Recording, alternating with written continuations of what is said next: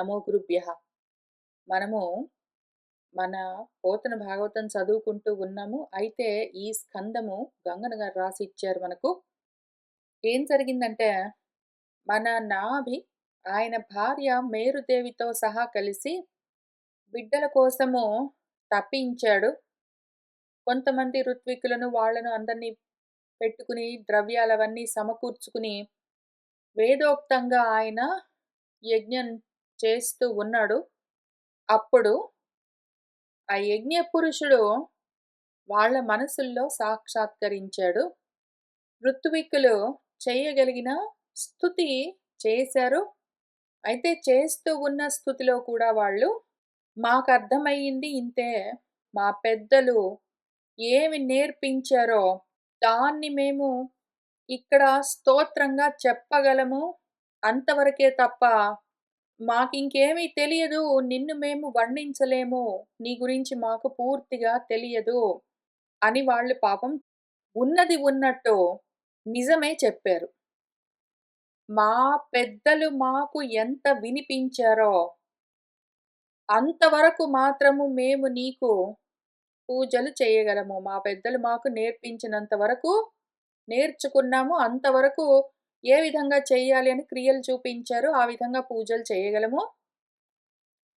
నిన్ను కూడా మేము సంస్తుతి చెయ్యలేము. ఎందుకు అంటే మళ్ళీ అంతే విషయము. మా పెద్దలు మాకు ఏది ఉపదేశం చేశారో అంతవరకే మాకు తెలుసు. నేర్పించారు నామాలు, స్తోత్రాలు అటువంటివి, మంత్రాలు అటువంటివి. అవి మాకు నోటికి వచ్చు, అప్పజెప్పగలము. మాకు తెలిసింది ఇంతేనయ్యా అని వాళ్ళు చెప్తూ వాళ్ళకింతకి విషయం అర్థం కాలేదని చూపించారు. వాళ్ళు చదువుకున్న వేదాల్లోని మంత్రాల్లో ఉన్న విషయం ఏమి అన్నది వాళ్ళకి అర్థం కాలేదు. ఒకటేమి అంటే, మేము నిన్ను ఎల్లప్పుడూ తలుస్తూ ఉండాలి అనుకుంటూ కోరుతూ ఉన్నారు.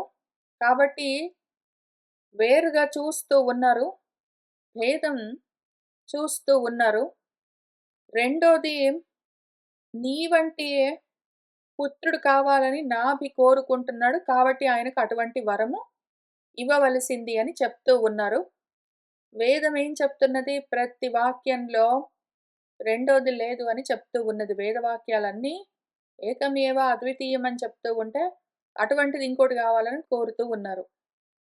కాబట్టి ఇప్పుడు మన యజ్ఞపురుషుడు రూపంలో వచ్చిన భగవంతుడు అన్న పేరుతో ఉన్న బ్రహ్మము అని కూడా పిలువబడే ఆత్మ అంటే వాళ్ళ స్వరూపమే వాళ్ళకి ఆ రూపాల్లో కనిపించి, ఓకే, ఆత్మ గురించి వీళ్ళకి అర్థం కావట్లేదు, చెప్పవలసి ఉన్నది అని నిర్ణయించుకుని నాభి పుత్రుడుగా కావాలని కోరాడు.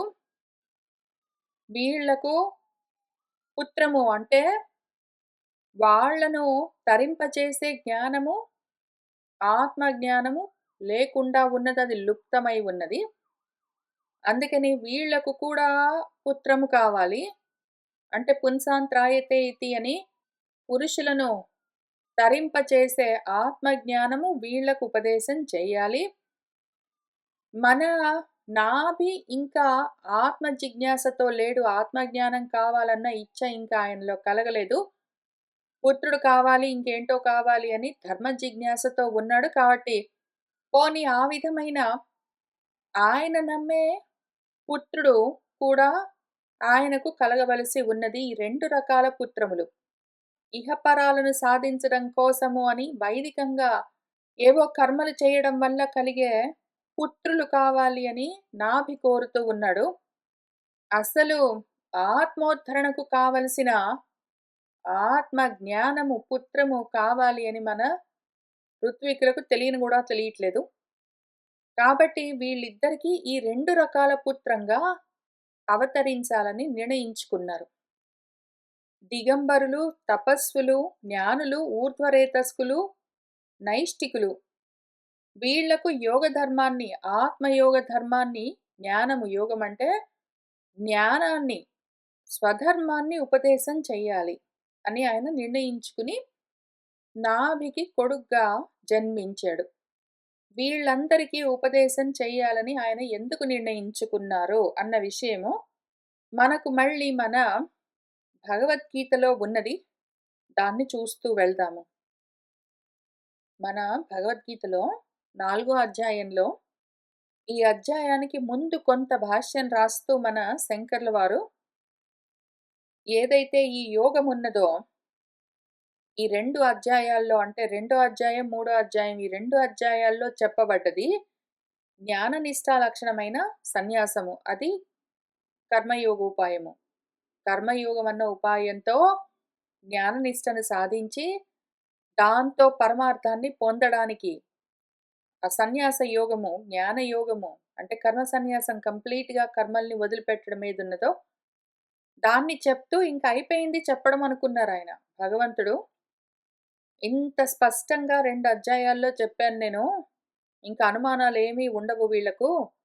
వేదార్థ జ్ఞానం మొత్తం అంతా ఈ 2 అధ్యాయాల్లో చెప్పడం పూర్తయింది. అది పరిసమాప్తమయింది. ఎందుకు అంటే ప్రవృత్తి లక్షణం, నివృత్తి లక్షణంతో ఉన్న ఈ యోగము చెప్పాలనుకున్నాను, చెప్పాను. అయిపోయింది చెప్పడం గాబట్టి, ఈ వేదార్థమంతా ప్రవర్తింపచేశాను గాబట్టి, ఇంక ఇది అసలు ఎవరి నుంచి ఎవరికి నేను చెప్తూ వచ్చాను అని వంశ కథను చెప్తాను అని అనుకున్నవారై, ఆ వంశ వర్ణన పరంపరగా అది ఒకళ్ళ నుంచి ఒకళ్ళకి ఎట్లా వచ్చింది అని చెప్తూ వచ్చారు మొదటి శ్లోకంలోనే. ఇమం వివస్వతే యోగం ప్రోక్తవాన్ అహం అవ్యయం వివస్వాన్ మనవే ప్రాహ మనుః ఇక్ష్వాకవే అబ్రవీత్ అని చెప్పారు. దీనికి మన శంకర్ల వారు భాష్యం రాస్తూ, ఇమం అంటే ఈ 2 అధ్యాయాల్లో, రెండో అధ్యాయం, మూడో అధ్యాయం ఈ రెండింట్లో చెప్పబడ్డదేదున్నదో దాని పేరు యోగం. దాన్ని ముందు వివస్వతుడికి అంటే ఆదిత్యుడికి ఎప్పుడు స్వర్గాదిలో, సర్గాది అంటే సర్గం అంటే సృష్టి మొదలవుతూ ఉన్న సమయంలో ఆది కాలంలో అహం నేను ప్రోక్తవాన్ చెప్పాను. ఈ యోగాన్ని, ఈ జ్ఞానాన్ని నేను ఎవరికి ఉపదేశం చేశాను? వివస్వతుడికి చేశాను. వివస్వతుడు ఎవరింతకి? జగత్ పరిపాలయితॄణాం క్షత్రియాణాం బలాధానాయ. జగత్తుని పరిపాలించడం కోసము క్షత్రియులుంటారు. వాళ్లకు ఈ జ్ఞాన బలం గావాలి. దానివల్ల ఏం జరుగుతుంది? తేన యోగ బలేన యుక్తాః. ఆ జ్ఞానమన్న, యోగమన్న బలంతో కూడిన వాళ్ళై బ్రహ్మను రక్షించడానికి వీళ్ళు సమర్థులై భవంతి ఉంటారు. ఈ బ్రహ్మము, ఆ క్షత్రము రెండూ పరిపాలించబడితే జగత్తు మొత్తము పరిపాలించబడుతుంది. దానికి వీళ్ళిద్దరూ కాపాడబడితే అదే అలం చాలు అని ఆయన నిర్ణయించుకున్నారు. ఇక్కడ రెండే చెప్పారు బ్రహ్మ, క్షత్రము అని. బ్రహ్మ, క్షత్రాలు రెండే చెప్పారు. మిగిలిన రెండేమైపోయాయి? చాతుర్వర్ణ్యం గదా అని అనిపిస్తుంది గాని కాదు. ఉన్నవి రెండే 2. అసలు 2 గూడా లేవు. ఉన్నది ఒకటి. ఏకం ఏవ అద్వితీయం. కానీ ఎవరైతే కర్మాధికారులై ఉంటారో వాళ్లకు కర్మల్లో నిష్ఠ ఉంటుంది గాబట్టి, ఆ కర్మనిష్ఠ ఒకటి ఉంటుంది. ఆ కర్మనిష్టలో ఉన్న వాళ్ళందరినీ క్షత్రియులని పిలుస్తారు. వాళ్ళు క్షాత్రంలో ఉంటారు, కర్మల్లో ఉంటారు. ఎవరైతే జ్ఞాననిష్టలో ఉంటారో అటువంటి వాళ్ళందరూ బ్రహ్మమై ఉంటారు. ఈ విధంగా ఉన్నవి మొత్తం రెండే. అయితే జ్ఞాననిష్ట లేదా కర్మనిష్ట. జ్ఞాననిష్టలో ఉన్న వాళ్ళను బ్రాహ్మలు అని పిలుస్తారు. కర్మనిష్టలో ఉన్న వాళ్ళను క్షత్రియులు అని పిలుస్తారు. అయితే ఈ కర్మనిష్టలో ఉన్నవాళ్ళు మళ్ళీ కర్మలు ఏ విధంగా చెయ్యాలి అని చూపిస్తూ, ఆ కర్మలను వరించిన వాళ్ళు మళ్ళీ 4 విధాలుగా ఉంటారు అంటూ, కర్మనిష్టని మళ్ళీ 4గా విభాగం చేస్తూ చాతుర్వర్ణ్యం మయా సృష్టం అని చెప్పారు. కాబట్టి ఆ 4 వర్ణాలుగా చెప్పబడ్డవేవున్నాయో, ఆ 4 కూడా కర్మనిష్టలోని భాగాలు. అవన్నీ కర్మనిష్ట అంతర్గతమై ఉంటాయి. వాటికి ఇక్కడ చెప్తున్న బ్రహ్మక్షత్రాల్లోని బ్రహ్మంతో సంబంధం లేదు. ఇది జ్ఞాననిష్ట ఉన్న వాళ్లకు మాత్రమే ఉన్న స్థితి బ్రాహ్మము. కాబట్టి ఇప్పుడు ఆయన ఉద్దేశం ఏమి అంటే, క్షత్రియులకు నేను ఈ ఉపదేశం చేశానంటే, వాళ్ళేం చేస్తారు? బ్రాహ్మలను రక్షిస్తూ ఉంటారు. ఎందుకు? బ్రాహ్మలు వాళ్ళని వాళ్ళు పాలించుకోరు. ఎందుకు? బ్రాహ్మలకు స్వయంగా కర్మలు లేవు. బ్రాహ్మలు కర్మలు చెయ్యరు. కర్మ చేసేవాళ్ళు మళ్ళీ కర్మనిష్టలో ఉంటారు, క్షాత్రంలో ఉంటారు. ఇక్కడ వీళ్ళందరూ కర్మల్లో ఉన్నవాళ్ళు కాబట్టి కర్మలు చేస్తూ ఉంటారు. వాళ్లకు కర్మలను ఏ విధంగా చెయ్యాలి అని ఈ జ్ఞానాన్ని నేను ఒకవేళ ఉపదేశం చేస్తూ కర్మనిష్టలో ఉంటే ఉన్నారు. కర్మలను ధర్మంగా చేస్తూ ఉన్నారు అంటే మీకు జ్ఞానానికి, ఆ యోగానికి, ఆత్మయోగానికి మార్గమవుతుంది. అది ఉపాయంగా ఉంటుంది అని ఆయన చెప్తూ వచ్చారు. అందుకని వాళ్లకు ఉపదేశం చేశారు. ఇంకక్కడి నుంచి ఆదిత్యుడు మనువుకు చెప్పాడు. మనువు గూడా రాజే. మనువు మళ్ళీ ఇక్ష్వాకు చెప్పాడు. ఇక్ష్వాకు కూడా రాజే. వీళ్ళందరూ గూడా క్షాత్రంలో ఉన్నారు. అక్కడి నుంచి పరంపరగా ఒకళ్ళ నుంచి ఒకళ్ళకి ఏవం పరంపరా ప్రాప్తం ఇమం రాజర్షయః విదుః సహ కాలేన ఇహ మహతా యోగః నష్టః పరంతప. అందుకని నేను మళ్ళీ చెప్పవలసొచ్చింది. పరంపరగా ఒకళ్ళ నుంచి ఒకళ్ళకి వస్తున్నది. అయితే కేవలము రజోగుణంతో ఉన్న రాజులకి కేవలము కర్మ చేస్తూ ఉన్న క్షాత్ర మార్గంలో ఉన్న కర్మనిష్టలో ఉన్న వాళ్లకు కాదు. కేవలము కర్మల్లో ఉన్న వాళ్ళకి ఈ యోగాన్ని ఉపదేశం చేయడం లేదు. అయితే వాళ్ళు కర్మనిష్టలో ఉండి కర్మలు చేస్తూ కూడా కానీ జ్ఞానం కోసము సాధన చేస్తూ ఋషులై ఉన్న వాళ్ళెవరున్నారో అటువంటి వాళ్లకు చెప్తే రాజానహత్యతే ఋషయః రాజర్షయః. అటువంటి వాళ్ళని చూసుకుని ఈ యోగాన్ని చెప్తూ వస్తే వాళ్ళేం చేస్తారు? బ్రహ్మాన్ని రక్షిస్తారు. బ్రహ్మము మళ్ళీ క్షాత్రాన్ని రక్షిస్తూ ఉంటుంది. ఈ విధంగా బ్రహ్మక్షత్రాలు 2 కాపాడబడితే జగత్తంతా పాలింపబడుతుంది అని ఆయన జగత్తును ఆ ధర్మంలో నిలబెట్టడం కోసము అని చెప్తూ వస్తారు. అందుకనే నేను ఈ విధంగా ఇంతకుముందు చెప్పాను అర్జున అంటే, ఇంతకుముందు చెప్పాలంటే నువ్వు ఇప్పుడు కదా పుట్టావని అడుగుతాడు.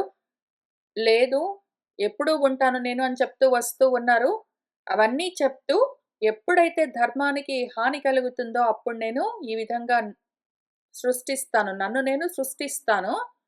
ఎందుకు సృష్టిస్తానంటే ఇదిగో ఈ కారణాలకి అని ఆయన చెప్తూ వస్తారు. ఇదే పద్ధతి ఎక్కడైనా సరే. ఇక్కడ గూడా మనవాళ్ళు వీళ్ళు ఋత్విక్కులు కర్మ మార్గంలో ఉన్నారు. వేదోక్తమైన కర్మలు చేయగలరు. యజ్ఞాలవన్నీ చేయించగలరు. కర్మనిష్టలో ఉన్నారు. కర్మనిష్టలో చాతుర్వర్ణ్యం మయా సృష్టం అని చెప్పిన 4 వర్ణాల్లో మొదటి వర్ణము బ్రాహ్మము. అందులో ఉన్నారు వీళ్ళు. కర్మనిష్టలో భాగమైన బ్రాహ్మంలో ఉన్నారు. వీళ్ళకొకవేళ నేను ఈ యోగాన్ని, ఆత్మయోగాన్ని ఉపదేశం చేస్తే అప్పుడేం జరుగుతుందంటే వాళ్ళు క్షాత్రాన్ని కాపాడుతారు. ఎందుకు అంటే మన నాభి మొదలైన వాళ్ళు అసలు జ్ఞానం గురించిన ఆలోచన లేకుండా కేవలము లౌకికమైన కర్మల్లోనే ఉన్నారు గాబట్టి, అటువంటి క్షాత్రాన్ని వీళ్ళు కాపాడుతారు. వీళ్ళకి అర్థమైతే వీళ్ళు వాళ్ళకి చెప్తారు. ఇక్కడ ఈ ఋత్వికులకే తెలియక, మాకు తెలీదండి అని చెప్తున్నారు వాళ్ళు పాపం. మాకు తెలీదండి. మా వాళ్ళు మాకు మా పెద్దలు నేర్పించినట్టే మేము అట్లనే చేస్తూ ఉన్నాము అని చెప్తున్నారు. కేవలం కర్మలో ఉన్నారు పాపం క్షాత్రంలో. అందుకని వీళ్ళకి ఒకవేళ ఉపదేశం చేస్తే, ఈ క్షాత్ర మార్గంలో ఉన్న బ్రాహ్మలకు ఉపదేశం చేస్తే, వాళ్ళు మిగిలిన క్షాత్రాన్ని కాపాడుతారు ఉపదేశాలతో, మార్గాన్ని చూపిస్తూ. దాంతో బ్రహ్మక్షత్రాలు కాపాడబడితే ధర్మం నిలబడి ఉంటుంది. ఇదే మార్గము. ఇది తగినదై ఉంటుంది అని ఆయన నిర్ణయించుకున్నారు. అందుకని ఆయన నాభికి ఋషభుడిగా జన్మించి ఎవరికి మళ్ళీ ఉపదేశం చేస్తున్నారు? ఎవరికి మళ్ళీ ఉపదేశం చేయబోతూ ఉన్నారు అంటే, ఈ ఋత్విక్కులు మిగిలిన ఋషులందరికీ ఉపదేశం చేస్తూ ఉంటారు. అక్కడే మళ్ళీ ఋషభుల వారికి అంటే నాభికి పుత్రుడిగా పుడితే ఆయనకు ఋషభుడు అని పేరు పెట్టుకున్నారు గదా! ఈ ఋషభుల వారికి ఒక 100 మంది పుత్రులు పుడతారు. వాళ్ళందరూ గూడా రాజర్షులు. అటువంటి రాజర్షులకు, ఈ ఋత్వికులకు ఆయన ఉపదేశం చేస్తారు ఈ యోగాన్ని. ఇంత ఉన్నది ఇక్కడ విషయము. ఆయన ఎందుకు అవతరించారు? ఎవరికి ఉపదేశం చేస్తూ ఉన్నారు అన్నది ఒక ప్రణాళిక ప్రకారం, ఒక పద్ధతి ప్రకారము, ఒక ముఖ్యమైన కారణానికి ఆయన చేస్తూ వచ్చారు. ఆ కారణం ఏమి అని మనకి ఇక్కడ భగవద్గీతలో కూడా చాలా స్పష్టంగా చెప్తూ వచ్చారు. అసలెక్కడ అనుమానం లేకుండా ఏం జరుగుతున్నది ఏమి అని. సరే కాబట్టి ఇప్పుడు మన నాభి కోరుకున్నాడు కాబట్టి, తనంతటి వాడు ఇంకొకడు లేడు గాబట్టి, తనే పుత్రుడుగా కలుగుతూ ఉన్నాడు. ఆయన్ని చూసి వాళ్ళ నాన్న ఎంతో సంతోషిస్తూ ఉన్నాడు. నా తండ్రి, నా బాబు, నాయన అంటూ ఎంతో ఆనందిస్తూ ఉన్నాడు. అక్కడ జనులందరూ కూడా ఎంతో ఆనందిస్తూ ఉన్నారు. అన్న చోట మనము పోయిన వారం ఆపాము. ఇంక అక్కడి నుంచి చూస్తూ వెళ్దాము. భూవరుడగు ఋషభుడు తన రాజ్యంబు కర్మభూమిగాన్ ఆత్మన్ కాంచి జనులకు అందరకును ప్రియంబగునట్లు కర్మతంత్రం వెల్ల తెలుపంగ తలచి కర్మములు చేయుటకు గురువుల యొద్ద వేదంబు చదివి వారల అనుజ్ఞను వహించి శతమన్యుడిచ్చిన సతిని జయంతి కన్యకన్ పరిణయంబై అట్టి పడతి వలన భరతుడు ఆదిగా సుతులన్ నూర్వురను గాంచెను. అట్టి భరతుని పేరను అవనితలము పురవర ఆశ్రమ గిరితరు పూర్ణమగుచు అమరి భారత వర్షం నామమున మించెన్. ఆ భూవరుడగు మన ఋషభుడు, గురువుగారిప్పుడు ఋషభుడు అన్న పేరుతో ఉద్భవించారు కదా ఆయన. తన రాజ్యము కర్మభూమి, ఇది కర్మక్షేత్రము. ఎందుకు రాజ్యం అంటే దేహము, దేహంతో సహా మొత్తం జగత్తంతా కర్మభూమి, కర్మక్షేత్రము. అది కురుక్షేత్రం. కురుక్షేత్రం ఎందుకంటే కర్మకురు అని చెప్తూ ఉంటారు కాబట్టి అది కురుక్షేత్రం. అది కర్మలను ధర్మంగా ఎవరైతే ఆచరిస్తూ ఉన్నారో వాళ్ళకది ధర్మభూమి, ధర్మక్షేత్రము అని దాన్ని ఆ విధంగా ఆత్మన్ కాంచి తన మనసులో తలుచుకుని జనులకు అందరికీ ప్రియం కలిగే విధంగా కర్మతంత్రాన్ని మొత్తాన్ని వాళ్లకు అనుశాసనం చెయ్యాలి, వాళ్ళకు తెలిసే విధంగా చెప్పాలి అని ఆయన ఆచరిస్తూ చూపిస్తూ వచ్చారు. పుట్టినప్పటి నుంచి జన్మ తీసుకుంటే ఈ జన్మ ధర్మక్షేత్రము, ఇది కర్మక్షేత్రము అని, అందులో కర్మలను ధర్మంగా ఏ విధంగా నెరవేరుస్తూ రావలసి ఉన్నది అని ప్రతి వయస్సులో, ప్రతి కాలంలో, ఏ సమయంలో ఏ విధంగా ఏ కర్మను ఎటువంటి ధర్మంగా ఆచరింపవలసి ఉన్నది అని చూపిస్తూ చేస్తూ వస్తూ ఉన్నారు.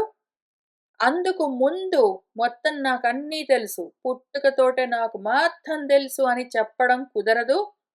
కాబట్టి ఆయన గురువుల దగ్గర పద్ధతి ప్రకారము, ఎందుకు అంటే ఆత్మను పోగొట్టుకుని అనాత్మలను తగులుకున్న వాళ్ళు నేనెవరు అన్న స్థితి నుంచి జారిపోయిన వాళ్ళ కోసము ఆయన మార్గాన్ని ఉపదేశం చేస్తూ ఉన్నారు కాబట్టి, ఎట్లా గురువు దగ్గరికి వెళ్ళి విద్యాభ్యాసం చేసి చదువు పూర్తయింది, విద్యాభ్యాసం పూర్తయిందని గురువుగారు చెప్పిన తర్వాత ఆయనకు సమర్పించవలసిన గురుదక్షిణ సమర్పించి ఆ తర్వాత ఆయన ఆజ్ఞ ప్రకారము, ఆయన అనుజ్ఞను వహించి ఆయన సరే ఇంకా పూర్తయింది నీ విద్యాభ్యాసం అని చెప్పిన తర్వాత గృహస్థాశ్రమాన్ని స్వీకరిస్తూ తగిన కన్యను చూసి వివాహం చేసుకుని ఆ తర్వాత గృహస్థ ధర్మాల్ని కలిసి వహించవలసి ఉంటుంది, ఇవన్నీ చేయవలసి ఉంటుంది అని మనకు ఏ విధంగా ధర్మశాస్త్రాలు చెప్తూ ఉన్నాయో అదే విధంగా ఆయన ఆచరిస్తూ, ఆయన కూడా గురువుల దగ్గరికి వెళ్ళి వేదాధ్యయనము విద్యాభ్యాసం చేసి ఆ తర్వాత వాళ్ళ దగ్గర అనుజ్ఞ పుచ్చుకుని ఆయన మళ్ళీ తన ఇంటికొచ్చిన తర్వాత శతమన్యుడు అంటే ఇంద్రుడు, ఆయన కూతురు జయంతి అన్న అమ్మాయిని పెళ్లి చేసుకుని వాళ్ళిద్దరూ కలిసి ఆ వైవాహిక జీవితంలో ధర్మంగా కర్మలు చేయవలసిన కర్తవ్యాలు పూర్తి చేస్తూ ఉండగా వాళ్లకు భరతుడు మొదలైన ఒక 100 మంది కొడుకులు కలిగారు. ఈయనకు పుట్టిన ఈ భరతుడు అన్నవాడి పేరు పైనే ఈ భూమికి భారతదేశము అని పేరొచ్చింది అని చెప్తూ ఉన్నారు. అయితే మరి ఇంతకు ముందు శకుంతల దుష్యంతులకు కలిగిన బిడ్డ పేరు కూడా భరతుడు కాబట్టే మన భరతవర్షానికి ఆ పేరొచ్చింది అని చెప్తారు కదా, అంటే అట్లానే ఉంటుంది. ఎందుకు అంటే ప్రతి చోట ఇదే విషయము. ప్రతి ఒక్కళ్ళు కూడా భరతులే, వాళ్ళ పేరు పైన భూమికి భారతము అని పేరుంటుంది. ఎందుకు అంటే ప్రకాశం పైన రతి కలిగిన వాళ్ళు ఎవరెవరుంటారో వాళ్ళ చేత పాలింపబడుతూ ఉన్నది అని అర్థం దానికి. సరే ఇంతకీ ఆ విధంగా మన వృషభుడు, ఆయన భార్య జయంతి వాళ్ళిద్దరికీ 100 మంది పుత్రులు కలిగారు. అందులో మొదటి పుత్రుడి పేరు భరతుడు. ఆ భారత వర్షంబునందు తమ తమ పేరున్ పరగు భూములకు కుశావర్త, ఇలావర్త, బ్రహ్మావర్త, ఆర్యావర్త, మలయకేతు, భద్రసేన, ఇంద్రస్పృక్, విదర్భ, కీటకులను తొమ్మండ్రు కుమారులను తక్కున్గల తొమ్మండ్రు పుత్రులకు ప్రధానులను చేసే. ఈ భరతవర్షంలో 9 ప్రాంతాలను ఆయన రాజ్యాలుగా విభాగం చేశాడు. ఆయనకు ఒక 9 మంది కొడుకులున్నారు. భరతుడి తర్వాత కుశావర్తుడు, ఇలావర్తుడు, బ్రహ్మావర్తుడు, ఆర్యావర్తుడు, మలయకేతుడు, భద్రసేనుడు, దివిస్పృక్, విదర్భుడు, కీటకుడు అని. వీళ్ళందరికీ కూడా ఆయా ప్రాంతాలకు వాళ్ళను ప్రధానులను చేశాడు. ఆ తర్వాత అంతన్, కవి, హరి, అంతరిక్ష, ప్రబుద్ధ, పిప్పళాయన, ఆవిర్హోత్ర, ద్రమీఢ, చమస, కరభానుజ అన్న ఒక 9 మంది పుత్రులు కలిగారు. మొదటి కొడుకు భరతుడు, తర్వాత 9 మంది, ఒక 10 మంది అయ్యారు. ఆ 10 మంది తర్వాత ఇప్పుడు ఇంకొక 9 మంది పేర్లు చెప్పారు. ముందు 10 మంది మాత్రము రాజ్యాన్ని భాగం చేసుకుని వాళ్ళు పాలన చేస్తూ ఉన్నారు. తర్వాత 9 మంది భాగవత ధర్మ ప్రకాశకులయ్యారు. వాళ్ళు కర్మనిష్టలో లేరు, జ్ఞాననిష్ట వైపుకు వెళ్ళిపోయారు. భగవత్ మహిమోపబృంహితంబులకు వారల చరిత్రంబులు ముందర ఎరింగించెదరు. ఈ 9 మంది మన కవి మొదలైన వాళ్ళ గురించి తర్వాత చెప్తాను అని చెప్తున్నారు గురువుగారు శుకుల వారు పరీక్షిత్తుకు. ఇంకెంతమంది మిగిలారు? 19 మంది అయిపోయిన తర్వాత 81 మంది ఉన్నారు. ఈ 81 కుమారుల పిత్రాదేశకరులన్ అతి వినీతులు, మహాశ్రోత్రియులు, యజ్ఞశీలురు, కర్మనిష్ఠులనైన బ్రాహ్మణోత్తములయ్యారు. తక్కిన 81 పుత్రులు తండ్రి ఆదేశం ప్రకారం నడుచుకునేవాళ్ళు, గొప్ప వినయం కలిగిన వాళ్ళు, గొప్ప శ్రోత్రియులు, బాగా చదువుకున్న వాళ్ళు, వేదాలన్నీ యజ్ఞాలన్నీ చేస్తూ ఉంటారు. మళ్ళీ కర్మనిష్టలో ఉన్నారు మనవాళ్ళు. ఆ విధంగా బ్రాహ్మణోత్తములయ్యారు. కర్మనిష్టలో ఉండి అందులోని 4 వర్ణాల్లో ఒక వర్ణమైన బ్రాహ్మంలో ఉన్నారు వీళ్ళు. జ్ఞాననిష్ట మార్గంలోని బ్రాహ్మము కాదు వీళ్ళది, కర్మనిష్టలోని బ్రాహ్మము. ఋషభుడు స్వతంత్రుడై సంసార ధర్మంబులను పొరయక కేవల ఆనందానుభవుండైన ఈశ్వరుడై ఉండియు ప్రాకృతుడున్ బోలే కాలానుగతంబులకు ధర్మంబులను ఆచరించుచు ధర్మ ప్రవర్తకులకు సముడును, ఉపశాంతుడు, మైత్రుడు, కారుణికుడు అయి ధర్మార్థ యశ ప్రజానంద అమృత అవరోధంబుచే గృహస్థాశ్రమములను ప్రజల నియమించుచు కొంతకాలంబు నీతి మార్గంబు తప్పక ప్రజాపాలనము చేయుచు వేద రహస్యంబులకు సకల ధర్మంబులను స్వవిదితంబులైనను బ్రాహ్మణోపదేశపూర్వకంబుగా ద్రవ్య, దేశ, కాల, వయ, శ్రద్ధ, ఋతువిక్, విధి, ఉద్దేశ ఉపచితంబులుగా ఒక్కొక్క క్రతువును శతవారంబులు యథావిధిగా చేసి సుఖంబుండెన్ అంతన్. మన ఋషభుడు ఎటువంటి వాడు? స్వతంత్రుడు. ఆయన పరతంత్రుడు కాదు. ఆయన సంసారమన్న వేరైన ఇంకొక పదార్థము నడిపిస్తూ ఉంటే ఈయన నడుస్తూ ఉండేవాడు కాదు. ఆయన ఆత్మతంత్రంతో ఉన్నవాడు. సంసార ధర్మాల్లో పొరయకన్ అందులో చేరుకోకుండా ఉండే కేవలం ఆనంద స్వరూపుడు, ఆనందానుభవమే అయి ఉన్నవాడైనా కూడా, ఈశ్వరుడై ఉన్నా కూడా ప్రాకృతుల్లాగా, ప్రాకృత మానవుల్లాగా, మామూలు మనిషిలాగా కాలానుగతమైన ధర్మాలను ఏ ఏ కాలంలో ఎటువంటి ధర్మాలను ఎట్లా ఆచరించాలి అని ఆచరిస్తూ ధర్మ ప్రవర్తకులు ఈ విధంగా నువ్వు మహారాజా వృషభ ఈ కాలం వచ్చింది కాబట్టి నువ్వు ఈ యాగం చెయ్యాలి, అదిగో ఆ కాలంలో నువ్వు ఈ హోమం చెయ్యాలి, అదిగో ఈ సమయం వచ్చింది, ఈ మాసంలో నువ్వు దానాలు చెయ్యాలి అని వాళ్ళు ఏవేవి చెప్తూ ఉన్నారో వాళ్ళ పట్ల సముడై, ఉపశాంతుడై, మిత్రుడై, కరుణ కలిగిన వాడై, ధర్మము, అర్థము, యశస్సు, ప్రజానందము అంటే బిడ్డల్ని కని వాళ్ళని పెంచుతూ ఆ ఆనందాన్ని పొందుతూ ఉన్నవాడై, ఒకవైపు అమృతము, ఇహాన్ని ఇక్కడ ప్రజానందంతో ఇహాన్ని, అట్లానే అమృతంతో పరాన్ని పొందినవాడై అక్కడికే ఆగకుండా, అవరోధము, మోక్షాన్ని గూడా మొత్తం అన్నింటిని ఈ గృహస్థాశ్రమంలోనే ఎట్లా సాధించాలి?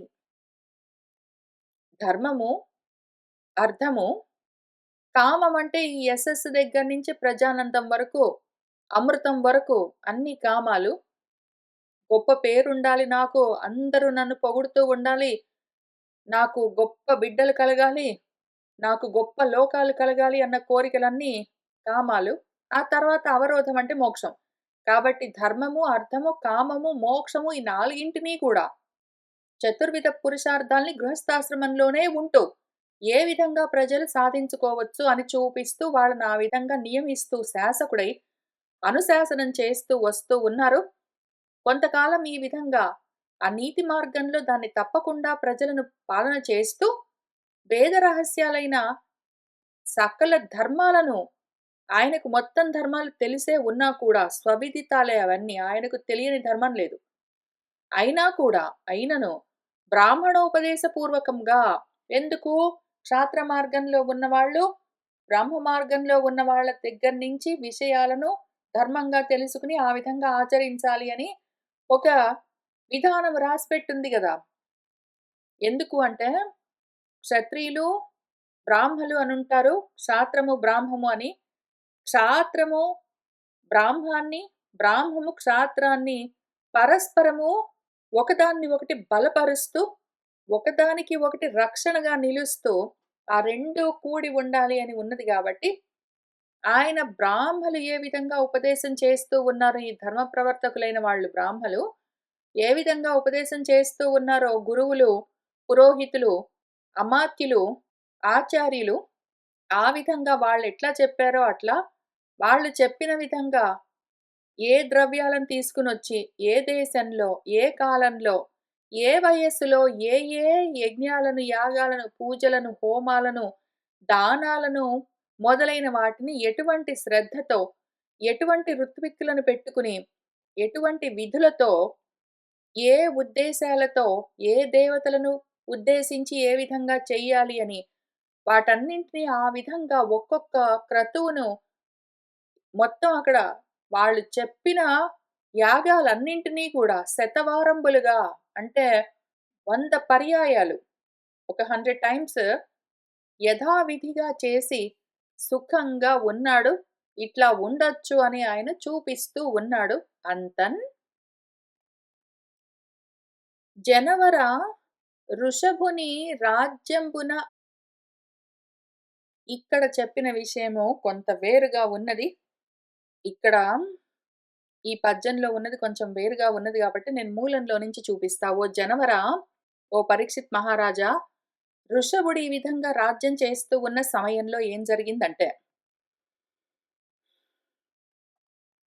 ఆయన ఆ విధంగా ఏ ద్రవ్యము, ఏ దేశంలో, ఏ కాలంలో, ఏ వయసులో, ఏ శ్రద్ధతో, ఏ ఋత్వికులను బెట్టుకుని, ఏ విధులతో, ఏ దేవతలను ఉద్దేశించి ఎట్లా ఉపచితము సంపాదించుకోవాలి, ఏ విధంగా క్రతువులను చెయ్యాలి అని యథా ఉపదేశం పెద్దలు ఉపదేశించిన విధంగా ఆయన శతకృత్వః 100 మార్లు ఈ అజా చేస్తూ వచ్చాడు. అప్పుడేం జరిగిందంటే, భగవత్ ఋషభేణ పరిరక్ష్యమాణః ఏతస్మిన్ వర్షే న కశ్చన పురుషः వాంఛతి అవిద్యమానం ఇవ ఆత్మనః అన్యస్మాత్ కథంచన కిమపి కర్హిచిత్ అవేక్షతే భర్తరి అనుసవనం విజృంభిత స్నేహాతిశయం అంతరేణ అని చెప్పారు. ఆ భగవంతుడు ఋషభుల వారు పరిరక్షిస్తూ ఉన్న ఈ భరతవర్షంలో కశ్చన పురుష ఏ మనిషి కూడా అవిద్యమానం ఇవ నాకిది లేదండి ఉంటే బాగుంటుందండి అని ఆత్మనః అన్యస్మాత్ వేరే వాడి నుంచి ఏది కూడా కిమపి కథంచన ఏ విధంగా కూడా కర్హిచిత్ ఎప్పుడూ కూడా నా వాంఛతి కోరుకోడు.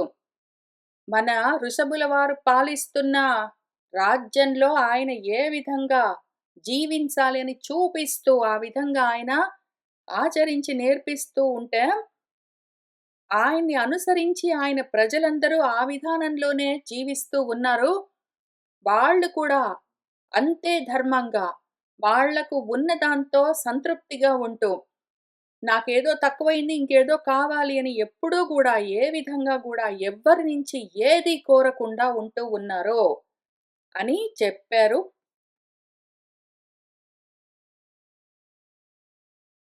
ఆ వృషభుడు రాజ్యంబు చేయుచు నుండి అంతట ఒక్కనాడు ఆత్మయందు తలపోసి భూలోక ఫలం అపేక్షింపక మోహంబు దిగనాడి పుత్రులకును తన రాజ్యమెల్లన్ అప్పనజేసి వెనువెంటన్ కొడుకులు మిత్రులు కొలిచి రాగా అల్లన అరిగి బ్రహ్మావర్త దేశంబునందులనప్పుడు మహాత్ములైన అట్టి మునిజన సన్ముఖంబునందు చేరి తనదు పుత్రులనందరం డాయన్ పిలిచి పరమపుణ్యుడు వృషభుడు ప్రణయమొప్ప హర్షమందుచు అప్పుడు ఇట్లనుచు పలికెను.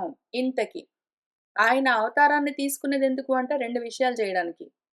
ఒకటి, ఆయన గృహస్థాశ్రమంలోనే ఉంటూ కర్మలు చేస్తూ కూడా వాటిని ధర్మంగా చేస్తూ ఏ విధంగా వాటికి తగులుకోకుండా ఉండాలి అని నేర్పించడం కోసం, చేసి చూపిస్తూ నేర్పించడం కోసము ఆచార్యులై ఉన్నారు. అది ఇంతవరకు పూర్తి చేశారు ఆ ధర్మాన్ని. ఇంక ఇక్కడి నుంచి ఆత్మధర్మాన్ని ఉపదేశం చేయవలసి కూడా ఉన్నది గాబట్టి, అందుకోసం ఆయన ఉద్యుక్తులవుతూ ఉన్నారు. ఎప్పుడెప్పుడైతే ధర్మము లుప్తమవుతూ ఉంటుందో అప్పుడప్పుడు నేను సంభవిస్తాను. యదా యదా హి ధర్మస్య గ్లానిర్భవతి, ఎప్పుడెప్పుడైతే ధర్మానికి గ్లాని, హాని కలుగుతుందో అప్పుడప్పుడు నేనొస్తాను అభ్యుత్థానం, నన్ను నేను సృష్టిస్తాను అని చెప్పారు గదా! అప్పుడు వచ్చినప్పుడు ఏం చేస్తారు? ఇదిగో ఈ విధంగా చేసి చూపించాలి, చెప్పి నేర్పించాలి. ఆయన ముందు చేసి చూపించడం పూర్తి చేశారు. ఇంకిప్పుడు చెప్పి నేర్పించాలి గాబట్టి, అందుకోసం ఆయన బయలుదేరుతూ ఉన్నారు. ఆ ఋషభుడు రాజ్యం చేస్తూ ఉన్నాడు. అంతటా ఒకనాడు ఇంక చాలనుకున్నాడు. ఆత్మయందు తలపోసి భూలోకము అందులో ఉన్న ఫలాలు అపేక్షించక ఆయన అట్లానే చూపిస్తూ వచ్చారు. భూలోకంలోని సుఖాలు, భౌమ సుఖాలు కావాలి అని ఆయన ఎప్పుడూ కోరుకోలేదు. మోహంతో ఆయన ఎప్పుడూ లేరు. ఇప్పుడు ఆయన ఏం చేశారంటే పుత్రులకు తన రాజ్యమెల్లా అప్పనజేసి, తన పుత్రులకు ఆ రాజ్యాన్ని అప్పజెప్పి, వాళ్ళు వెంటే వస్తూ ఉండగా, మంత్రులు కూడా ఆయనతో వస్తూ ఉండగా, ఈ ఋత్వికులు, ఋషులు వాళ్ళందరూ గూడా బ్రహ్మావర్త దేశంలో అప్పుడు ఆ మహాత్ములందరూ కూర్చొని మాట్లాడుకుంటూ ఉంటే, ఇక్కడ ఆయన వెళ్తూ ఉంటే ఆయన వెంట వీళ్ళందరూ వచ్చారని రాశారు గానీ, మూలంలో ఏమున్నది అంటే, ఒకానొక సమయంలో కదాచిత్ అటమానహ అట్ట అట్ట తిరుగుతూ మన భగవంతుడు ఋషువుల వారు బ్రహ్మావర్తన్ ప్రదేశానికొచ్చారు. అక్కడ బ్రహ్మర్షులందరూ కూర్చొని ఒక సభలో ఉన్నారు. ఆయన బిడ్డలు గూడా అక్కడే ఉన్నారు. ఇంకప్పుడు ఆయన ఏం చేశారు? అందరూ ఇక్కడే ఉన్నారు. ఋత్వికులు, ఋషులు, బ్రహ్మర్షులు, పండితులు, ప్రజలు అందరూ ఇక్కడే ఉన్నారు. నా పుత్రులు గూడా ఇక్కడే ఉన్నారు. ఒకవైపు బ్రహ్మర్షులు ఉన్నారు. ఒకవైపు రాజర్షులు ఉన్నారు. కాబట్టి ఈ బ్రహ్మర్షులకు, ఆ రాజర్షులకు వీళ్ళందరికీ ఉపదేశం చేయొచ్చు అని ఆయన ఇంకా మొదలుబెడుతూ ఉన్నారు. ఉపశిక్షయన్ వాళ్లకు అనుశాసనము, ఉపశిక్షణ ఇస్తూ ఇక్కడి నుంచి ఆయన 5వ అధ్యాయంలో, 5వ స్కందంలో, 5వ అధ్యాయంలో మూలంలో మొదలుబెడుతూ ఉన్నారు. మనం దీన్ని ఆల్రెడీ 2 సార్లు చదువుకున్నాము మన మూలం నుంచే. ఇప్పుడు మళ్ళీ ఇక్కడ తెలుగులో గూడా చదువుకుందాము. అట్టి మునిజన సమ్ముఖంబందు మునులందరూ అక్కడ కూర్చొని వింటూ ఉండగా వాళ్ళను చేరి తనదు పుత్రులందరం డాయన్ పిలిచి, ఆయన కొడుకులందరినీ దగ్గరికి పిలిచి, ఆ పరమ పుణ్యుడు ఋషభుడు ప్రణయమొప్పన్ ఎంతో ప్రేమపూర్వకంగా హర్షమందుచు ఎంతో సంతోషంగా అప్పుడు వాళ్ళతో ఇట్లనుచును పలికెను. ఆయన అవతారం తీసుకోవడానికి కారణమే ఇది. ఉపదేశం చేయడానికే వచ్చారాయన. ఆచరించి చూపించారు ఇంతకుముందు ఆచార్యులై. ఇప్పుడు ఉపదేశం చేస్తూ ఉన్నారు గురువులై. ఆయనేం చెప్తున్నారంటే, తనయులారా, పుత్రులారా, వినుడు ధరలోన పుట్టిన పురుషులకును పశులకు లేని కష్టములను తెచ్చు. ఇక్కడ సునకములని రాశారు. అయితే మూలంలో బిడ్భుజాం అని చెప్పారు. బిడ్భుజాలు అంటే మలంలో పెరిగే క్రిములు మొదలైనవి అని అర్థము. సరే, ఏదైనా సరే మనము జంతువులకు ఉండేలాంటి అని చెప్పుకుందాము. లేని కష్టములను తెచ్చు కాన కామంబుల వలన బుద్ధి చేయవలదు మీరు. ఈ భూమి మీద పుట్టి మనుషులుగా ఉన్నందుకు ఒకవేళ కోరికలతో ఉన్నారు అంటే పశువులుగా మారుతారు. పశువులకు కూడా లేనటువంటి కష్టాలన్నీ మీరే పొందుతూ ఉంటారు. కాబట్టి మీ బుద్ధిలో కోరికలను పెట్టుకోరాదు. నరులకును ఏ తపంబు అనంత సుఖంబులు గల్గుచుండునో శ్రీకరమతిని ఆ తపంబు తగన్ కైకొని చేసిన బ్రహ్మ సౌఖ్యమున్ తిరముగ గల్గును. వృద్ధులను దీనులను ప్రోవుడో దుష్టవర్తనన్ జరుగుచుండు కాముకుల సంగతి పోకుడో మీదన్ మేలగున్. మనుషులకు ఏ విధంగా తప్పిస్తే అనంతమైన సుఖాలు కలుగుతాయో అటువంటి తపస్సును తప్పించవలసి ఉన్నది మీరు. ఏ విధంగా తప్పిస్తే, ఏది కావాలని మీరు తప్పిస్తే అదే మీకు దక్కుతుంది. కాబట్టి మీరు ఏవో ఐహికమైన సుఖాలు కావాలని తపించారనుకోండి. ఏవో ఉద్యోగాలు గావాలి, పెళ్ళిళ్ళు గావాలి, పిల్లలు గావాలి, డబ్బులు గావాలి, ఆరోగ్యం బాగుండాలి, నేను బాగుండాలి, నా వాళ్ళు బాగుండాలని ఇక్కడిక్కడిక్కడిక్కడ ఇంత మాత్రమే కోరుకున్నారంటే అంత మాత్రమే కలుగుతాయి. అయితే అటువంటి కోరికలన్నింటినీ మీరు పెట్టుకుని ఎన్ని సాధించినా గూడా అవన్నీ బంధ కారణాలే కాబట్టి కష్టాలు తప్పనిసరి దుఃఖాల్లోనే ఉంటారు. అవన్నీ మీ బుద్ధిలో పెట్టుకోకుండా మీరేం చేయండి, మీ బుద్ధిలో ఏం పట్టుకోవాలి, ఏదైతే అనంతమైన సుఖమై ఉన్నదో, అఖండానంద స్వరూపమై ఉన్నదో అది కావాలని తపించారనుకోండి. ఇంక మీకు బ్రహ్మ సౌఖ్యము, ఆత్మ సుఖమే కలుగుతుంది. తిరముగా తప్పకుండా కలుగుతుంది. అనుమానం లేదు. ఇప్పుడు ఈ తపస్సును తపిస్తూ ఉన్న సమయంలో ఏం చెయ్యాలి అంటే, పెద్దలను, దీనులను కాపాడుతూ ఉండండి. వృద్ధులెవరు? జ్ఞాన వృద్ధులు, వయోవృద్ధులు, అనుభవ వృద్ధులు, వాళ్ళందరినీ మీరు కాపాడుతూ ఉండండి. దీనుల పట్ల దయతో ఉండండి. వాళ్ళను కూడా కాపాడుతూ ఉండండి. అట్లానే మిమ్మల్ని మీరు కాపాడుకోండి. మిమ్మల్ని మీరెట్లా కాపాడుకుంటారో తెలుసా? ఒకటి ఇక్కడ చెప్పినట్టు కోరికలు లేకుండా ఉన్నారు అంటే మిమ్మల్ని మీరు ఆ కష్టాల్లో నుంచి, దుఃఖాల్లో నుంచి, జన్మల్లో నుంచి కాపాడుకోవచ్చు. 2, ఈ జన్మలో ఉన్నంత వరకు మీరు దుష్టవర్తనం జరుగుచునుండు కాముకుల సంగతి పోకుడో. ఎవరైతే ప్రపంచ మార్గంలో ఉన్నారో, దుష్ట ప్రవర్తన అంటే ఏమి? అనాత్మల్లో ప్రవర్తిస్తూ ఉన్నవాళ్ళు. నేను, నా భార్య అండి, మరేనండి నా భర్త అండి, నా కొడుకండి, మా అమ్మాయండి, మా ఇల్లండి అనుకుంటూ ఈ విధంగా వాటిలోనే ప్రవర్తిస్తున్న వాళ్ళందరూ దుష్ట ప్రవర్తన కలిగిన వాళ్ళు. అక్కడక్కడే తిరుగుతూ, జరుగుతూ ఉన్నవాళ్ళెవరున్నారో వాళ్ళందరూ కాముకులు. మీలో ఇటువంటి కామం పెట్టుకోవద్దు అంటే, మీలో ఆ కామం లేకుండా చూసుకుని, కానీ అటువంటి కోరికలతో ఉన్న వాళ్ళతో కూడి ఉన్నారంటే, వాళ్ళు మిమ్మల్ని అటు లాగేస్తారు. వాళ్ళు మాట్లాడేది అవే ఉంటాయి. వాళ్ళకి ఆత్మ సంగతి తెలియదు. వాళ్ళు పొద్దస్తమానము ఇవే మాట్లాడుతూ ఉంటారు గాబట్టి, మీ మనసుల్లో కోరికలు లేకపోయినా గూడా మీ మనసులన్నీ వాళ్ళు అటు తిప్పే ప్రమాదం ఉంటుంది కాబట్టి, వాళ్ళ సంగతికి మీరు పోకండి. వాళ్ళను దూరంగా ఉంచండి. మీరు గూడా మీ మనసుల్లో నా భార్య, నా భర్త, నా బిడ్డలు, నా ఇల్లు, నా డబ్బులు, నా ఉద్యోగాలు, నా ఆస్తులు, నా అనుభవాలు, నా సుఖాలు, నా దుఃఖాలు అనుకుంటూ వీటన్నింటితో సాంగత్యం పెట్టుకోకండి. వీటన్నింటితో సాంగత్యం పెట్టుకున్న వాళ్ళు దుష్టులు. వాళ్ళు దుర్మార్గంలో అంటే ప్రపంచ మార్గంలో ఉంటారు. వాళ్ళతో గూడా సాంగత్యం పెట్టుకోకండి. దూరంగా ఉండండి. ఇది మీకు మీరు చేసుకునే ఉపకారము. మీరు మీకు ఇంత మాత్రం ఉపకారం చేసుకోండి. మీకందరూ ఇటువంటి వాళ్ళే ఉంటారు. మీ చుట్టుపక్కల అందరూ ఇటువంటి వాళ్ళే ఉంటారు. దుష్ట మార్గంలో, దుర్మార్గంలో, ప్రపంచ మార్గంలో, అసత్ మార్గంలో ఉన్న వాళ్ళే ఉంటారు. మీ అమ్మ, నాన్న భార్యో, భర్తో, బిడ్డలో, స్నేహితులో, అన్నో, తమ్ముడో, అక్కో, చెల్లలో అందరూ ఇటువంటి వాళ్ళే ఉంటారు. జ్ఞాన మార్గంలో ఉన్నవాళ్ళు ఎవరో ఒక్కళ్ళుంటారు. వాళ్ళ చుట్టూ కర్మ మార్గంలో ఉన్న వాళ్ళే ఉంటారు. ప్రపంచ మార్గంలో ఉన్నవాళ్ళుంటారు. అవే మాట్లాడుతుంటారు.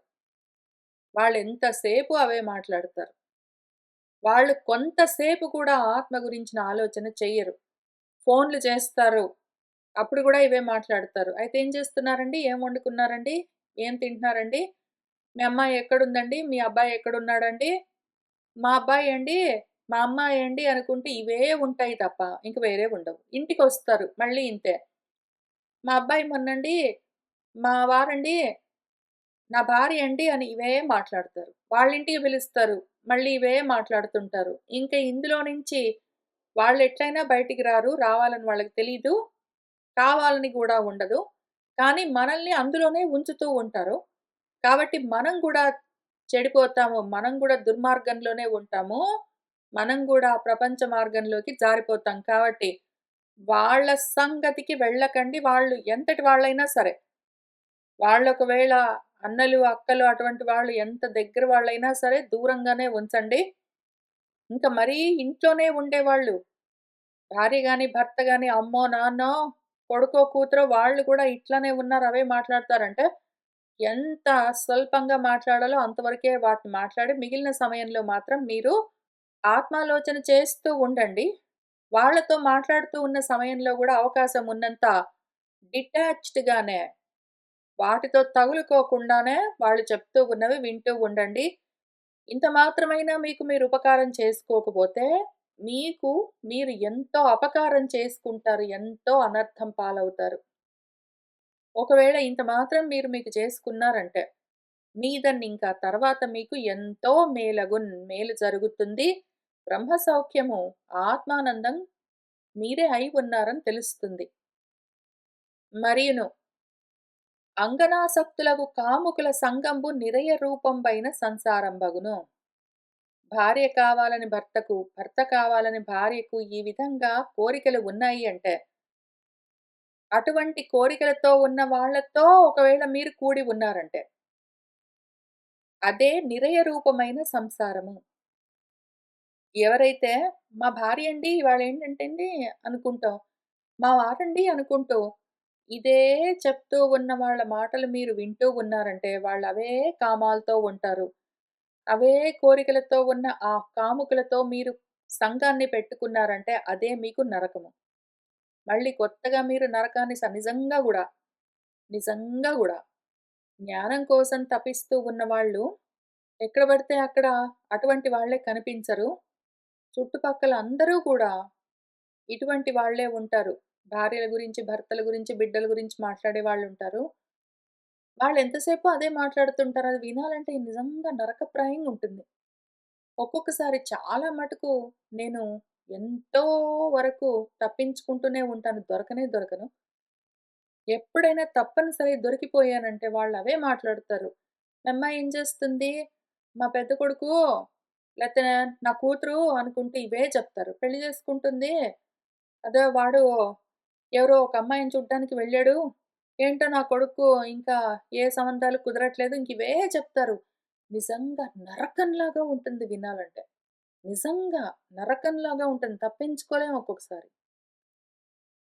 మహత్సంగంబు మోక్షద్వారంబగును. కానీ ఎప్పుడైనా ఎవడైనా నిజంగా మహాత్ముడుండి, వాడు మాట్లాడేది ఎప్పుడూ ఆత్మ గురించే అయి ఉంటుంది గాబట్టి, ప్రపంచం గురించి, పిల్లల గురించి, భార్య గురించి, భర్త గురించి, పిల్లి గురించి మాట్లాడరు గాబట్టి, వాళ్ళు మాట్లాడేదంతా ఆధ్యాత్మిక విచారణ అయి ఉంటుంది గాబట్టి, అది నిజంగా మోక్షద్వారం.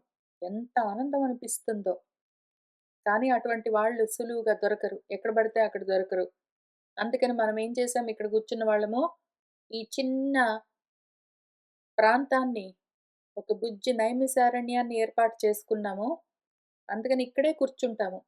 మిగిలిన సంసారము, ఆ నిరయ రూపమైన సంసారమంతా గూడా చీకట్లలో ఉంటే, ఇక్కడ మనం మాత్రము ఆ దట్టమైన కారు చీకట్లతో నిండి ఉన్న ఈ కీకారణ్యం అన్న ఈ సంసారం మధ్యలో మనం ఒక చోట కూర్చున్నాము. ఈ చదువుకోవడం అన్నదేదున్నదో రోజు కొంతసేపొచ్చి ఇక్కడ కూర్చొని చదువుకుంటూ ఉన్న సమయము భోగి మంటల్లాగా కనిపిస్తూ ఉంటుంది నాకు. ఇంత మాత్రము ప్రకాశం ఉంటుంది. మిగిలిందంతా చీకట్లో ఉన్నట్టుగానే అనిపిస్తూ ఉంటుంది నా మనసులో. అట్టి మహాత్ములు ఎవ్వరు అనినన్. మహాత్ములతో సంగం బెట్టుకున్నావంటే అది నీకు మోక్ష మార్గం అని చెప్తున్నారు గదా!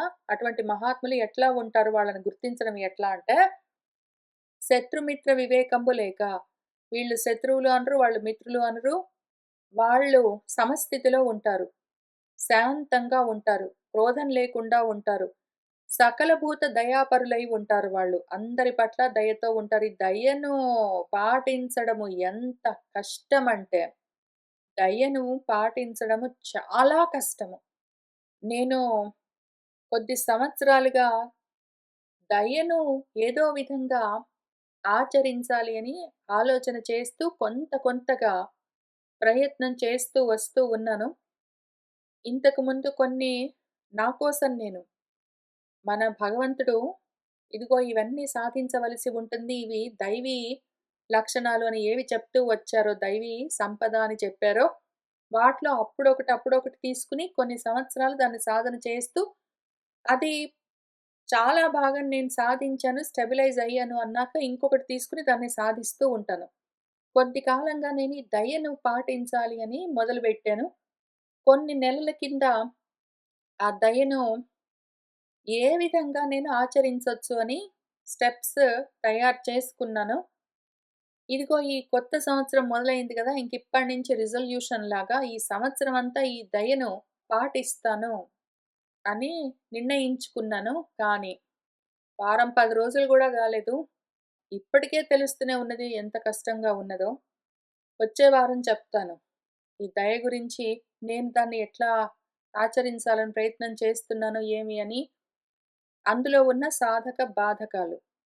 దాన్ని సాధించాలి అని ప్రయత్నం చేస్తూ ఉంటే బాధకాలుగా, అడ్డంకులుగా ఎన్ని ఉంటాయి, ఏమి కథ అని నా వైపు నుంచి నా ఆచరణలో నాకు కలుగుతూ ఉన్న కష్టాలను చెప్తాను. అయినా కూడా ఎట్లా సాధించడానికి ప్రయత్నం చేస్తున్నానని చూపిస్తాను. ఇవాల్టికైతే ఈ వచనం పూర్తి చేస్తాను. ఇంతకీ దయాపరులై ఉంటారు మన వాళ్ళు, మహాత్ములు. వాళ్ళు సాధువులు సన్మార్గంలో ఉంటారు. అసత్ మార్గంలో ఉండరు. అటువంటి వాళ్ళందరూ మహాత్ములు అనంతగుదురు. వాళ్ళందరినీ మహాత్ములు అనుకో. ఎవరు తనపర భేదాలు లేవు. సమంగా ఉంటారు, శాంతంగా ఉంటారు, కోపం లేకుండా ఉంటారు. అందరి పట్ల దయ కలిగి ఉంటారు. సత్ మార్గంలో ఉంటారు. అసత్ విషయాలు పట్టించుకోరు.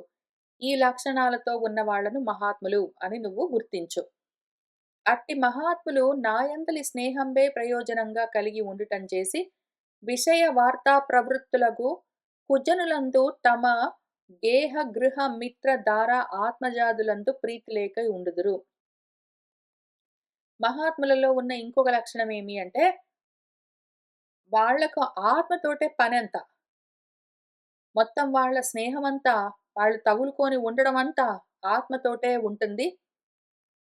అయితే విషయాలుంటాయి. ప్రాపంచిక విషయాల్లో తగులుకుని ఉన్నవాళ్ళు, ఆ వార్తల్లో అంటే ఆ వృత్తుల్లో, ఆ ప్రవృత్తుల్లో ఉన్న కుజనులెవరున్నారో, ప్రపంచంలోని జనులు, వాళ్ళందరూ వాళ్ళ వాళ్ళ దేహాల గురించో, ఆరోగ్యం బాలేదండి, ఈ మధ్యన బాగుందండి అనుకుంటో, వాళ్ళ ఇళ్ళ గురించో, వాళ్ళ మిత్రుల గురించో, వాళ్ళ భార్యో, భర్తో, పిల్లలో వాటి గురించే మాట్లాడుతూ ఉంటే, వీళ్ళకు వాటి గురించిన ప్రీతి ఉండదు.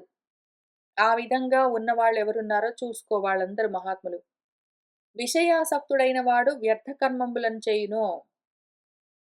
విషయాల్లో తగులుకుని ఉన్నవాడు ఆసక్తం అంటే తగులుకుని ఆశాంతం సక్తం తగులుకుని ఉన్నవాడు పనికిమాలిన కర్మలన్నీ చేసుకుంటూ తిరుగుతూ ఉంటాడు. అట్టి దుష్కృత కర్మంబులను చేయువాడు ఎప్పుడునూ పాపకర్ముండగుచు క్లేశదంబగు దేహంబు నొందుచూ ఉండును. అయితే ఏంటి? చేస్తే చేస్తాడు వాడి ఇష్టం వచ్చిన కర్మలు వాడు చేసుకుంటాడు నీకేంటి అంటే, చేసుకొని వాడిష్టము. వాడటువంటి అనర్థం కలిగించే కర్మల్ని చేస్తూ ఉంటే, అవి పాపకర్మలు పతన కారణము ప్రపంచంలోకి, జన్మల్లోకి జారుతూ ఉండే అటువంటి కర్మలను చేస్తూ ఉన్నవాడు ఎప్పుడూ గూడా పాపకర్మల్లోనే ఉంటాడు గాబట్టి, ఆ పాపకర్మలు వాడికి క్లేశాన్ని, దుఃఖాలని ప్రదానం చేస్తూ ఉంటాయి గాబట్టి, ఆ క్లేశాలను కలిగించే, దుఃఖాలను కలిగించే దేహాన్నే వాడు మాటి మాటికి పొందుతూనే ఉంటాడు. వాడికి మోక్షం ఇంక ఉండదు. కావున పాపమూలకంబులైన కామంబుల కోరకుడో. అందుకని మీరు పాపానికి మూల కారణమైన కోరికలకు దూరంగా ఉండండి. కోరికల్ని కోరకండి. ఈ జ్ఞానంబు ఎంత కాలంబు లేకయుండునో, ఈ జ్ఞానం ఎంతకాలం మీకు తెలియకుండా ఉంటుందో, అంతకాలం కూడా మీరు ఆత్మతత్వానికి దూరంగానే ఉంటారు. ఎరుగనబడదు. మీకు ఆ ఆత్మతత్వం తెలియనే తెలియదు. ఎంతకాలం మీరు కోరికలతో ఉండి కర్మల్లో ప్రవర్తిస్తూ ఉంటారో, అంతకాలము మీకు జ్ఞానము అస్సలు అర్థమే గాదు, పట్టుబడదు, కుదరదు.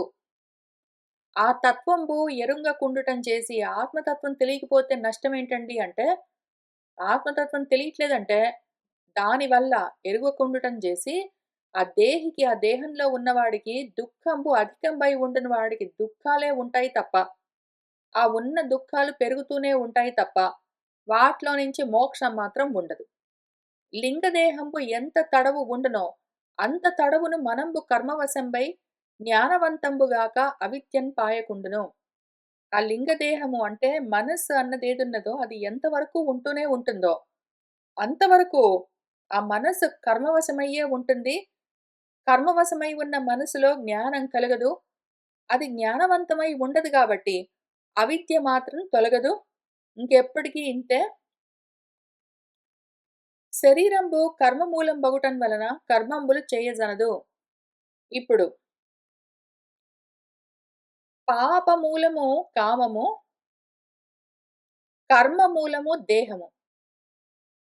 కోరికలు కోరుకున్నారంటే పాపాలు కలుగుతాయి.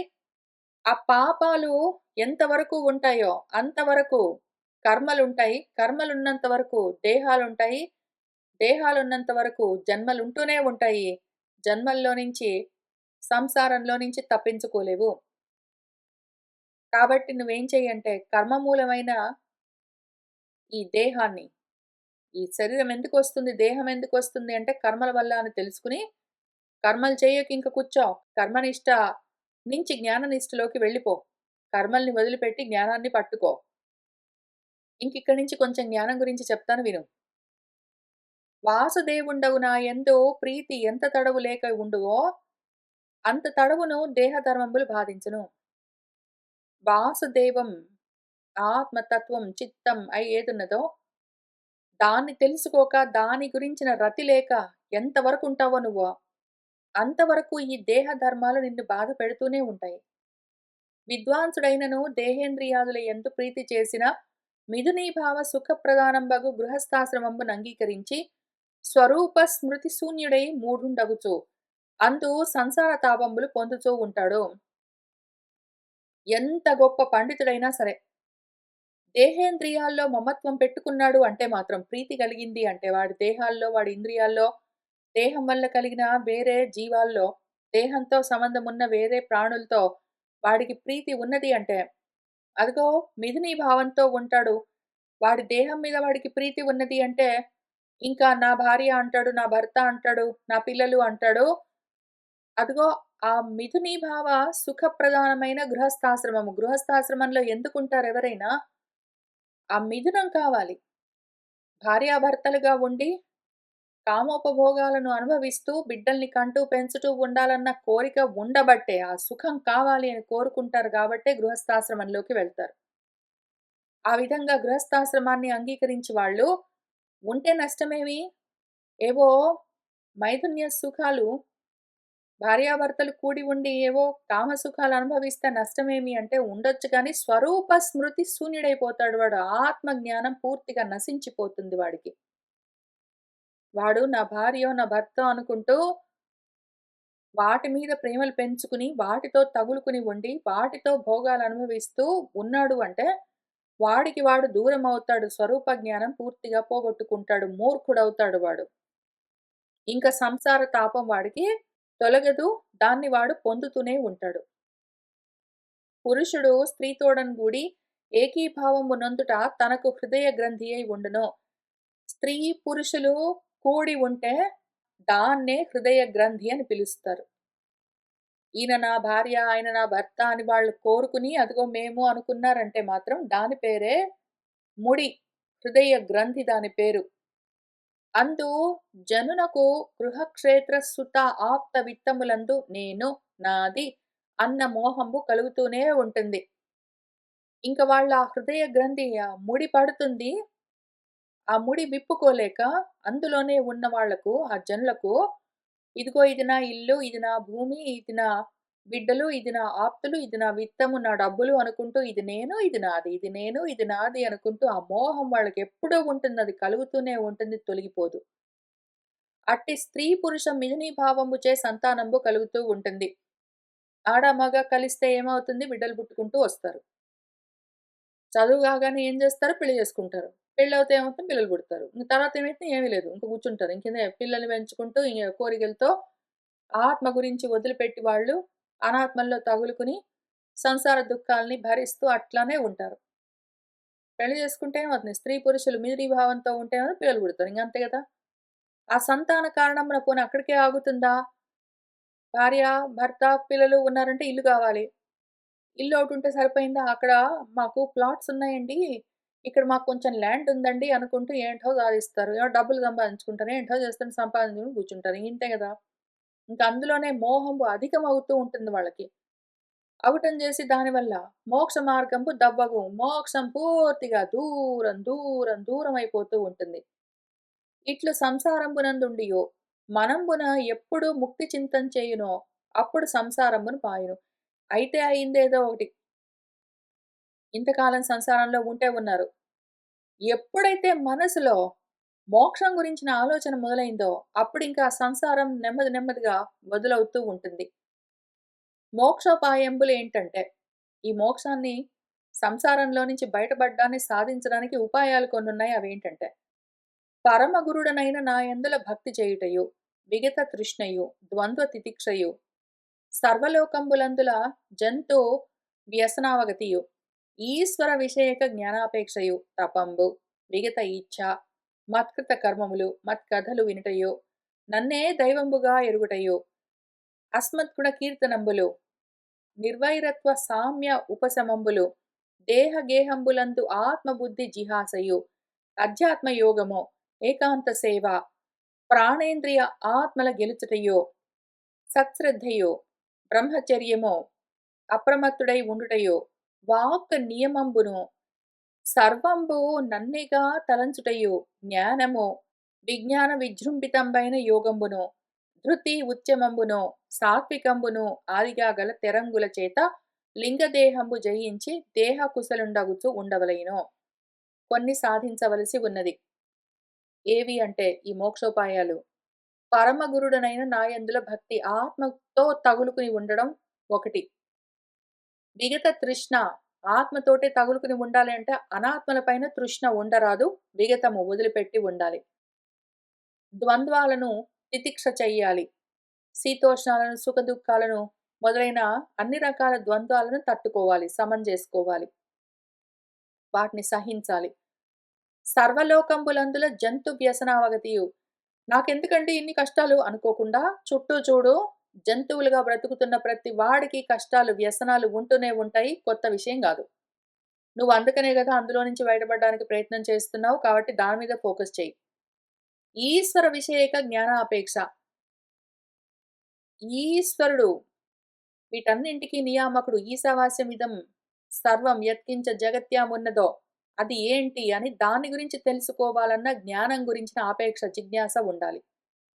అన్ని జంతువులకు ఈ వ్యసనాలు ఉంటాయని తెలుసుకుని, కాబట్టి అటువంటి జన్మ నాకొద్దు అనుకుని, దాన్ని పోగొట్టుకోవాలి అంటే ఆత్మజ్ఞానం కావాలి అని దాని గురించిన జిజ్ఞాస పెంచుకోవాలి.